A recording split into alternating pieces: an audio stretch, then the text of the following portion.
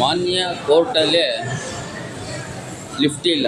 ಈಗ 4ನೇ ಫ್ಲೋರ್ಗೆ ಹೇಗೆ ಹೋಗಬೇಕು ಅಂತ ನನಗೂ ಗೊತ್ತಿಲ್ಲ. ನಡ್ಕೊಂಡು ಹೋಗ್ಬೇಕು ಮೇಲೆ 4ನೇ ಫ್ಲೋರ್ಗೆ. ಈಗ ಕೋರ್ಟ್ಗಳಲ್ಲೇ ವಿಕಲಚೇತನರಿಗೆ ಯಾವುದೂ ರೆಸ್ಪಾನ್ಸ್ ಇಲ್ಲ ಅಂತ ಹೇಳಿದ್ರೆ ಹೇಗೆ ಸಾಧ್ಯ? ಇನ್ನು ಸಾಮಾನ್ಯ ವ್ಯಕ್ತಿಗಳ ಹತ್ರ ಹೇಗೆ ಫೈಟ್ ಮಾಡ್ಬೋದು ಹೇಳಿ? ತೋರಿಸ್ತೀನಿ. ಕೋರ್ಟಲ್ಲೇ ವಿಕಲಚೇತನರಿಗೆ ಯಾವುದೇ ಸವಲತ್ತುಗಳಿಲ್ಲ. ಯಾವ ಬಿಲ್ಡಿಂಗ್ ಅಂತಲೂ ತೋರಿಸ್ತೀನಿ.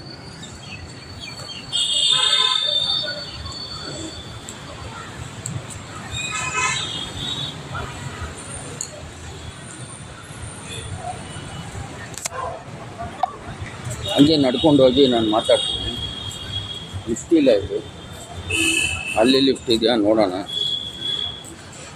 ಈ ರೀತಿ ವಿಕಲಚೇತನ ಹೇಗೆ ನಡ್ಕೊಂಡು ಹೋಗ್ಬೇಕು? 4ನೇ ಫ್ಲೋರ್ಗೆ ನಾನು ಹೋಗ್ಬೇಕು, ಹೇಗೆ ಹೋಗ್ಬೋದು?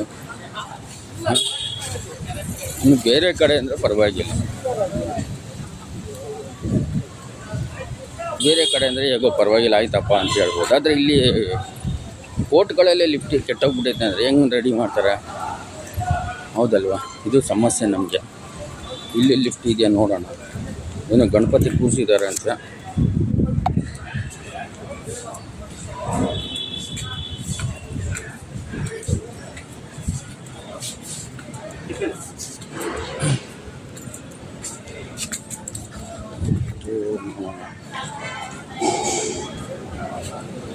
ಇಲ್ಲೂ ಲಿಫ್ಟ್ ಕೆಟ್ಟೋಗಿದೆ.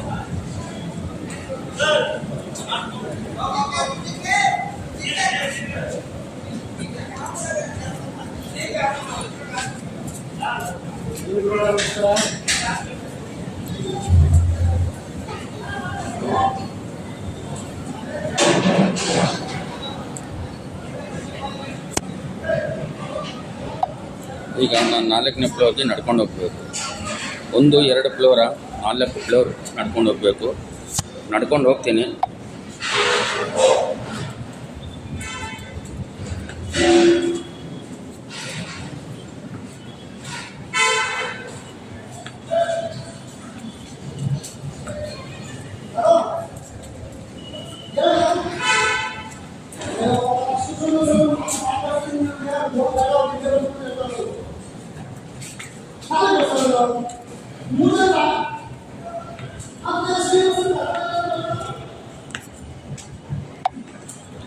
ಈ ರೀತಿ ಮಾನ್ಯ ಕೋರ್ಟ್ಗಳಲ್ಲೇ ಲಿಫ್ಟ್ಗಳು ಕೆಟ್ಟೋಗೈತೆ ಅಂದರೆ ಬೇರೆ ಕಡೆ ಹೇಗೆಪ್ಪ?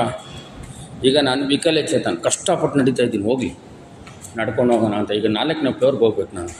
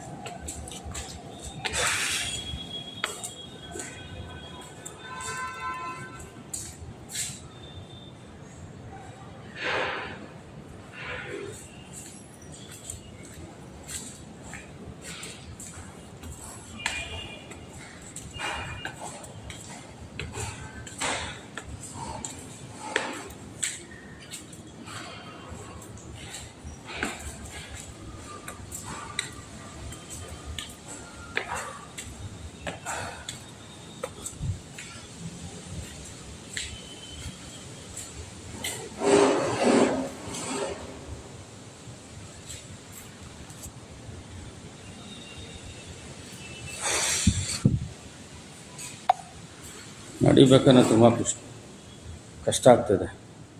ಈ ರೀತಿ ನಾನಿಗೂ ಕಷ್ಟಪಟ್ಟು ಬಂದೆ. 2 ಕಾಲು ಇಲ್ಲ, ಹೆಂಗೆ ಹೋಗ್ತಾರೆ? ತುಂಬ ಕಷ್ಟ. ಹಿರಿಯ ನಾಗರಿಕರು ಹೇಗೆ ಹೋಗ್ತಾರೆ? ಅದು ಕಷ್ಟ ನೋಡಿ. ಇನ್ನೂ ಇಲ್ಲಿ ಲೆಫ್ಟೇ ರೆಡಿ ಮಾಡಿಲ್ಲ.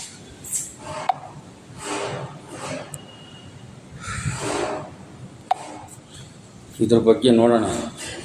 ಸಂಬಂಧಪಟ್ಟ ಮಾನ್ಯ ರಾಷ್ಟ್ರಪತಿಯವರಿಗೆ, ನ್ಯಾಯಾಧೀಶರು ಯಾರು ಸಿಗ್ತಾರೆ ಟ್ಯಾಗಲ್ಲಿ ನೋಡೋಣ. ಇವಾಗೆಲ್ಲ ನಾನು ಟ್ಯಾಗ್ ಮಾಡ್ತೀನಿ.